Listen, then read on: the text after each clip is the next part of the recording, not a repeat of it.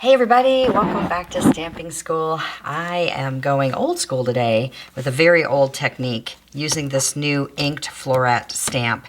It's bold and graphic, so it's kind of easy to do techniques with. But the first one I thought of when I saw this was the old split negative technique. And that's where you take one black flower and one white flower, and then you cut them in half and join them together.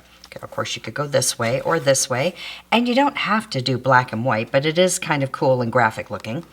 And I'll show you another idea using some leaves. All right, let's start with this one here.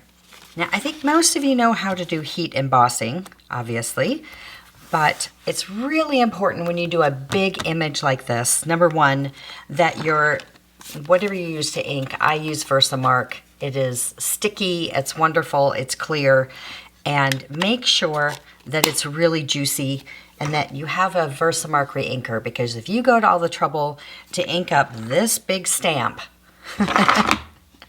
on paper and then powder it, you want to make sure that it's really working and it's not dry. So this is a really big one. You can use your stamp positioner if you want to. For right now, I'm going to try it without it. I like to have my foam pad underneath for a real big stamp like this. We're going to ink this all up. Now, I will say that certain powders work better than others for this. So, for instance, on the white, if you have an ultra-fine white powder, embossing powder, that works better than a regular powder, especially on black cardstock, which can be a little bit porous.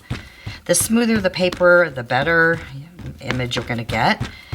The black powder that I'm using is the one that Stampin' Up! Sells. It comes in a pack. There's white, black, and clear. And the black is really nice. It's very, very dark. Now, whichever way that you stamp this, you want to do the same for both.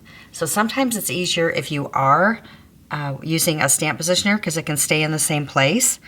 But I'm just going to make sure that I know where I'm stamping it, because this is a pretty tight piece of paper. It's 4 by 5 1/4, so it just barely fits. Okay, now one of the things with black powder, now you could just stamp this in black ink, and if you use your stamparatus, your stamping positioner, whatever you're using, you can make sure just ink it several times and make sure it's very, very dark. But because we're doing powder, I just forgot to use my embossing buddy on it, and now I could have a mess. So let's see how it comes out. You always want to use one of these dealies, or you can make your own with cornstarch, but these little embossing buddies were great. You can still get them on Amazon, and you can get them in our embossing kit, which is great because it's got all the little accoutrements with it. But I forgot. So let's see how much static I have.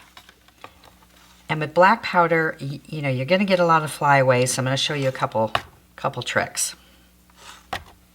That's not bad, actually. I got lucky on that one. I got a few.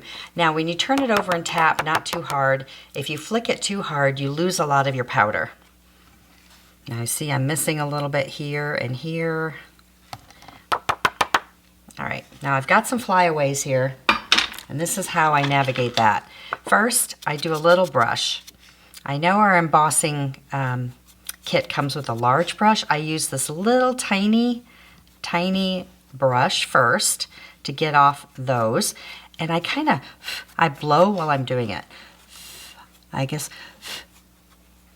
give it a little air like that. I'm not cutting out this flower, so I want to make sure all my speckles are gone. Then to get in the little tiny places that the brush won't get into, I take a paper poker, and wherever I see a little bit that I don't want, I give it a little air, blow on it, and they come off. And so I'll do that to get into all these little fine areas before I heat it. And then one thing with heating a big image like this, if you're doing a small image, like a sentiment or something with black powder, you can under emboss. You go this way until it starts to heat up a little so the air doesn't blow the little flakes around.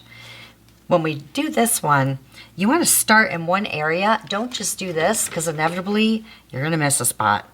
So I just methodically work my way through all the way till it's nice and glossy and thick everywhere. Okay, so when it's embossed, you're going to do the exact same thing on a 4 by 5¼ inch black piece of cardstock. And then you're going to use white embossing powder. Same thing, make sure that you're using your embossing buddy and all the things. Once you're done with that, and they're pretty close, and you've got 2 of them, let me show you. Okay, here's my white with black. Kind of check to see if you need to fix anything. This one has got some pickling in it. You can take your white pen if it bothers you and fill that in. Same with this side, but I kind of like it being a little rustic looking like that. So then you're going to take them to the paper cutter and you're going to cut them exactly the same down the middle. Because this is 4 inches wide, we're going to cut it at 2 inches, each one, like this. So then you have 2 different cards now. Let me show you a little tip for layering these together. Because I didn't use a Stampin' Positioner, I might be off just a smidge. So I'm going to start with the black one on one side, and we're going to glue it down. Now, some people are already saying, I am never doing that. That's like way too much embossing for me. You know, when you emboss it, you love them a little bit more, just saying. But I get it. You're not going to make 50 of these.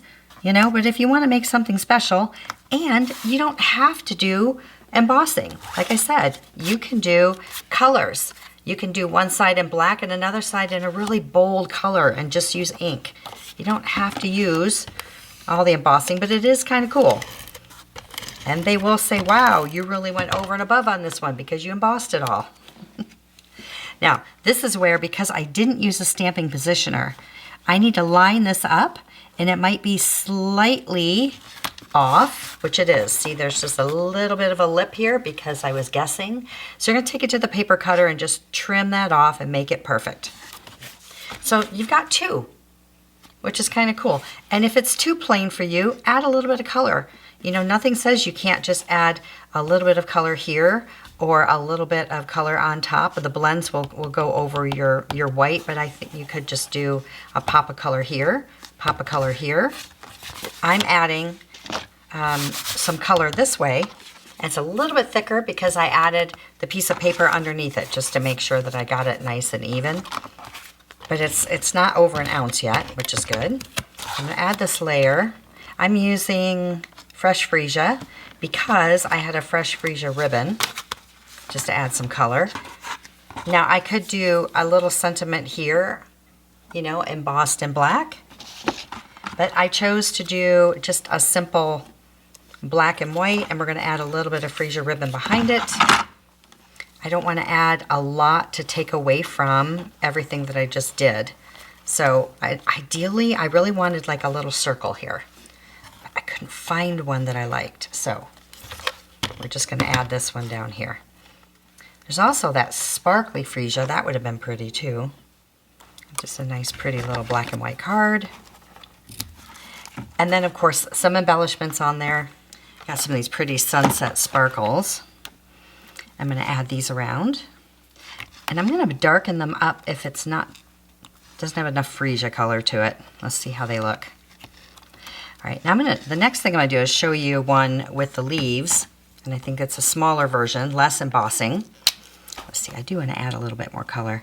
If you take your blends, you can add over the sequins or embellishments or whatever and just darken it up a little bit if you want it to be a little bit bolder. There you go, split negative. This is what I started with for this layer, 4 by 5¼ I started with a piece of black cardstock and then I added a 2-inch piece of white. And then I cut black and white pieces with this die. I think this is one of the Silio Bear dies, those ones. That big one. So you can see how I've got extras, you know, left over, right? So I cut that in half. And then I thought I want to add some color in. So I added a Granny Apple Green card base because we're going to be doing the leaves.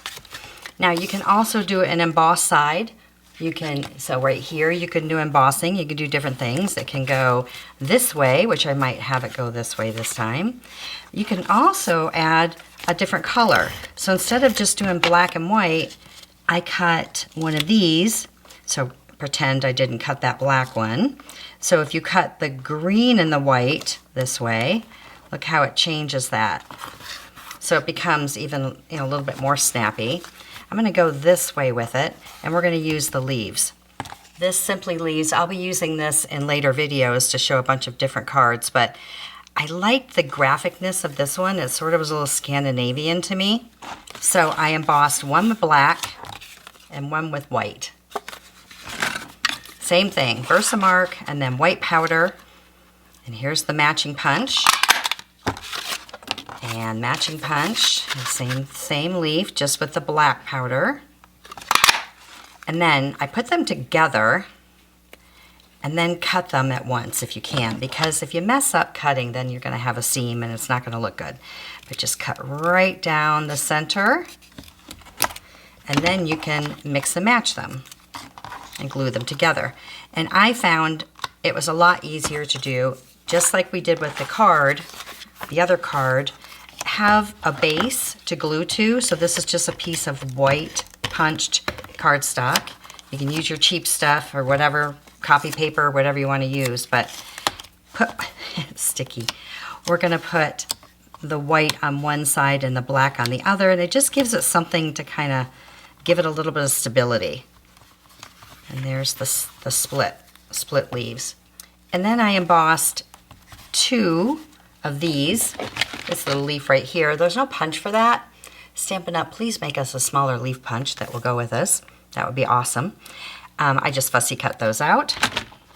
And then I was just going to layer these on here like that, and then add a little sentiment. I kind of liked it. I like the bold colors. I'm not going to put dimensionals on this one because my sentiment's going to stand up. Okay, I have those on. And look how pretty. I mean, you could even do them in gold and do different colors, which is what I'm going to try for the next video when I use the leaves. I'm going to play with some different color combos. So a few little embellishments, and then you can just add a black and white sentiment, or you can emboss with white on the green or black on the green. It's kind of cool. You can do a lot of different things with it. So let me know if you try the split negative technique. It's an oldie but a goodie, and it really does make a statement when someone gets it. All right, we'll see you next time. See it, learn it, stamp it.